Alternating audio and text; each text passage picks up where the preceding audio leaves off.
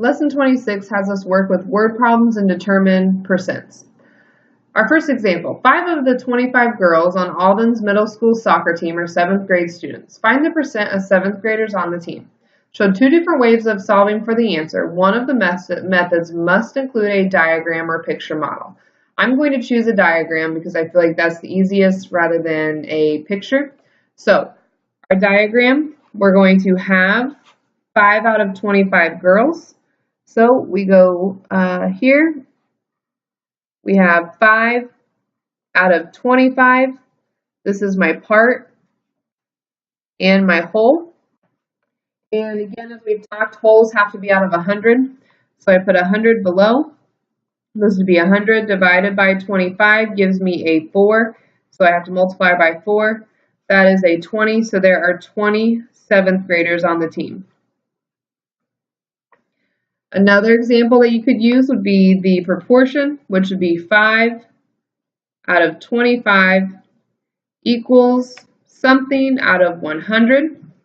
We cross multiply. That's 5 times 100 gives me 500. We then have to divide. So we have 500 divided by 25, which gives me 20. And again, that would be 20 7th graders.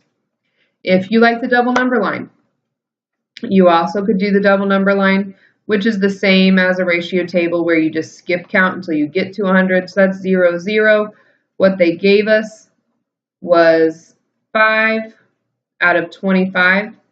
And so we're going to skip count by 5 until we get to 25. So that's 5, 10, 15, 20. That's 25. Our 25 has to be 100. And then that's 1, 2, 3, 4, 5 parts. So we take 100 divided by 5. You get 20, and that means we're counting by 20, 40, 60, 80, and that would be the 5 girls being the 20%.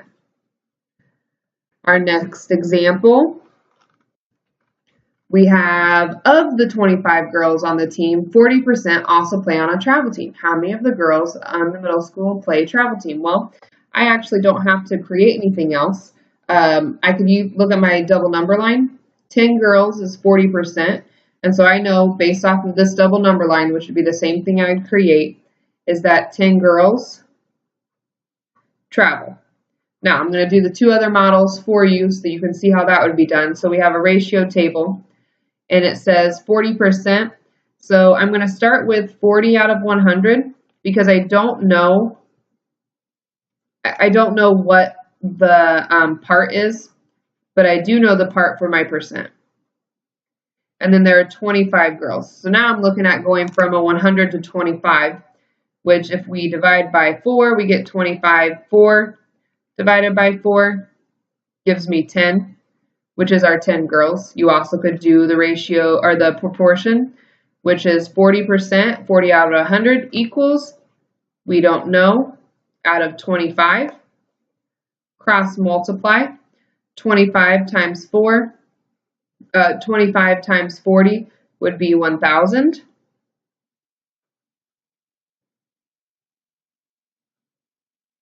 I'm sorry, you should write it out in the order that you do it. 40 times 25 equals 1,000. The next step is division. 1,000 divided by 100 gives you 10. And the double number line would be the same if you wanted to recreate it. Your last example, the Alden Middle School girls soccer team won 80% of its games this season. If the team won 12 games, this means the 80% is how much they won. How many games did it play? And solve the problem using at least 2 different methods. So what I'm going to do here is I'm going to do my ratio or my proportions. So I have something equals something. My 80% is going to be 80 out of 100. This is a part, so this is a 12, and I don't know what my whole is. So I cross multiply. I take my 12 times 100, and that gives me 1,200, My next step is 1,200 divided by 80. Do your long division. 80 would go in there one time. I subtract. I get 40, bring it down, that's 400. That would be a 5. And so that would mean, that's a 15, I'm sorry. That would mean 15 total games. You also could do a ratio table, but with the ratio table, you would actually have to simplify and then go up because you can't go from 80 straight to 100. And so I actually think that it may be easier for you to do a double number line in this case. So we start at 0, 0. We know that we have to end at 100% because that would be the whole. But now we're going to figure out where would we go for the 80%. 80% would be closer to 100, so I'm just going to go right here. That's 12 and 80. Well, what's the difference between 100 and 80? Between 80 and 100. That's a difference of 20. So that means if I'm going to be breaking this down by 20, so counting backwards, 100, 80, 60, 40, 20. So my 12 is here, and that is 1, 2, 3, 4 parts to get to 12. So what's 12 divided by 4? That'd be 3. So that means everything is worth 3, and I should be skip counting by the 3. So that'd be 3, 6, 9, 12, 15 is the 100%. And just in case you are really still wanting to do that ratio table, you would have your part, and you'd have your whole, and you would have 12 games. That would be an 80% out of 100. You would take, you could divide, get a fraction. It'd come out to be a 15 when you divided this by the same thing. I wouldn't recommend that. What I would do is not use this option because the 80 can't go into 12 easily. And it's just not, it's not a simple way. And I'd rather it be easiest for you. So I would like you to go on to the next page, and I want you to complete that table. The table says that there are 60 animal exhibits at the local zoo, which means all of these are going to be a fraction out of 60.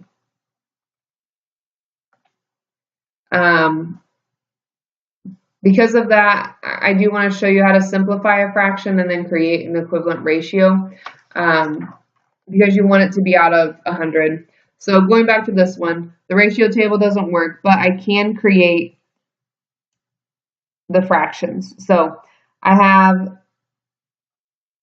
a 12 over something is equal to an 80 out of 100. Well, let's see what this equivalent thing between 12 and 80 would be, and their equivalent number would be a 4. And so in order to get my 80 to be a 4, I need to divide by 20, divide by 20, and that gives me a 4 to 5. And now I need to figure out how 4 to 5 can become a 12 to something. And that would be a 4 times 3 gives me 12. A 5 times 3 gives me 15. So that means that this is a 12 out of 15. Now, you also then on this one will want to do something similarly. Okay. So we have a 30 out of 60. We can simplify that down to a number that can turn into 100. So looking at 60, I would say 10 would be our easiest one to get to. Between 30 and 60, you want to make sure they both can be divided by the same number. So for this one, you're going to simplify by 10. And that would give you your 3 tenths, which then you could multiply the denominator to get 100. You also are able to do the proportion model. The proportion model, I would say, would be the easiest for this one. The example of the proportion model, you will need a different piece of paper, most likely, if you can't write small. So this is saying that this is 30 out of 60 is equal to something out of 100. Cross multiply would be 30 times 100 gives you 3,000. And then you have to divide by the number that's left, which is 60, and 3,000 divided by 60 would give you, mark that out, you probably want to use the calculator, and that would give you 50%. And so the proportion, I think, is the easiest. I'll write that a little bigger up here for those of you who want to use that. So what I did there was 30 out of 60, that's my fraction, is equal to something out of 100, which would be my percent. Cross multiply, 30 times 100 gave me 3,000. And then I have to divide 3,000 divided by 60 gave me my 50%. And that's what you want to do for all of them. So I would strongly advise you not to try to do a ratio table or equivalent fractions and just do our proportions, and that should give you the same answer. Or you could do the double number line, which I believe takes longer, but that could still work. And getting you started on the second one, because you will have to do both of them. So a sweater is regularly $32. It is 25% off the original price this week. So would the amount shopper saved be considered the part, whole, or the percent? Well, the amount the shopper saved would be part of it. The whole is $32, and my percent is 25%. So we have something we don't know, part, over our whole, which was $32, equal to 25 out of 100, because it's 25%. Go ahead and solve that, and actually go on and solve number 3 as well. So do 1, 2, and 3, and we will see how you do.